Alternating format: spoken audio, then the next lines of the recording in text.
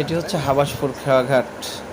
এই খেয়াঘাট থেকে আপনি ওপারে পার হবেন, 50 টাকা মাঝিকে দিতে হবে ম্যান প্রতি, তাহলেই পার হতে পারবেন।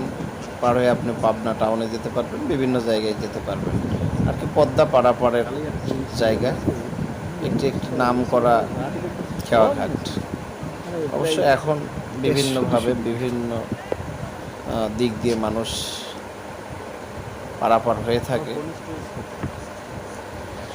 দেখুন পদ্মার বুকে সবাই মাছ শিকার করছে বড়শি দিয়ে। বড়শি মানে একটা শখের বিষয়, অত্যন্ত একটি বড় ধরনের শখ না হলে এটা সম্ভব নয়, কারণ এখানে অনেক সময়ের ব্যাপার। ধৈর্য ধরে সেই কালিদাসের মতো বড়শি ফেলে রজকিনীর জন্য আসে নাই নাকি অপেক্ষা করা আর মাছের জন্য অপেক্ষা করা একই বিষয়। এটাই তো এই চাচা ট্রলারেই বসেছে মাছ ধরতে। কিছুক্ষণ আগে এই চাচা একটি মাছ পেল, আমি দেখেছি মাছটি ট্যাংরা মাছ ছিল। অনেকেই মাছ ধরছে এখানে বিকেলবেলা। যারা ফিরে আসে হয়তো এলাকার লোক, তারা বড়শি নিয়ে নদীর বুকে মাছ ধরতে এসেছে। ইনি হচ্ছেন শিল্পী সুজন মাহমুদ। ইনার কাছ থেকে গান শুনবো, এই জন্য ইনাকে সঙ্গে করে নিয়ে এসেছি পদ্মাতে। উনি পদ্মাও দেখতে এসেছেন। পদ্মার পানি অনেক বেড়েছে এবং বাড়তে শুরু করেছে। আজ 2 দিন হলো পানি বাড়তে শুরু করেছে। পানি এতটি ঠিক ছিল না, পানি অনেক কম ছিল। পানি অনেক বেড়েছে এবং বাড়বে।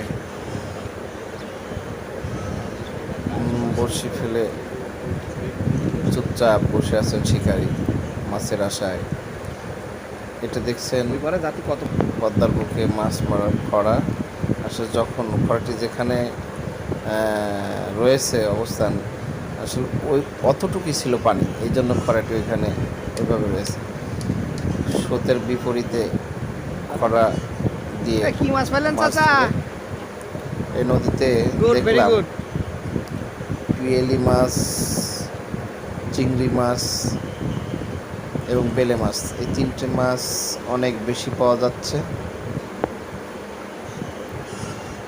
তার সঙ্গে ট্যাংরা, পুঁটি এবং বাইম এগুলো পাওয়া যাচ্ছে। তবে এই মাছ কয়টা একটু বেশি পাওয়া যাচ্ছে, কারণ আমি উপরে একজন জেলের সঙ্গে কথা হলো এবং দেখলাম অনেক মাছ। এটা হচ্ছে ঘোড়া, কারণ ঘোড়া এখানে রেখেছে, ঘোড়ার গাড়ি করে ফসল নিয়ে আসে চর থেকে। দেখুন ছোট ছোট কুড়ে ঘরের মতো মনে হচ্ছে, ওগুলো আসলে ওই চরে কৃষক যখন থাকে, ফসল দেখাশোনা করে বা পরিচর্যা করে, তখন প্রচণ্ড রোদে ওখানে বিশ্রাম নেয়।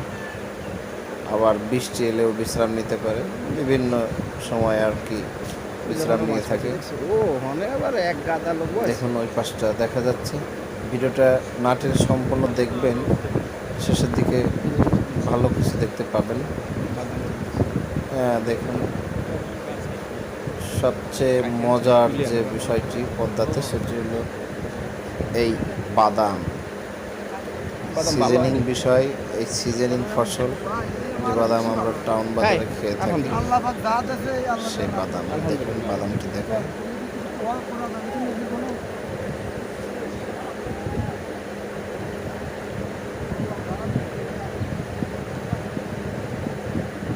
কত সুন্দর। যারা বাদাম গাছ দেখেনি তারা দেখে নিন।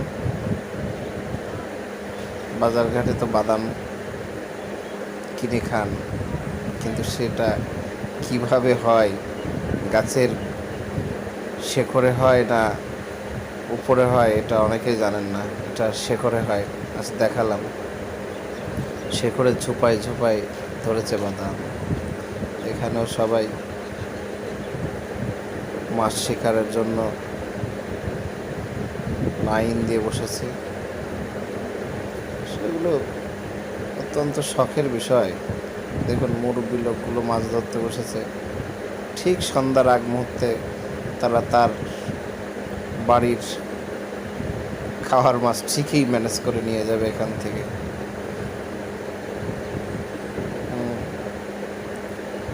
দেখুন চর, কত সুন্দর চর।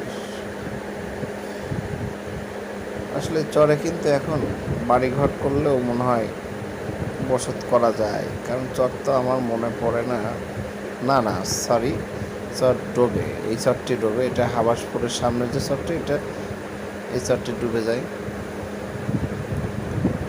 এই চরের উপরে পানি উঠে যায়, কারণ নদী যখন কানায় কানায় পরিপূর্ণ হয় তখন এই চরটি ডুবে যায়।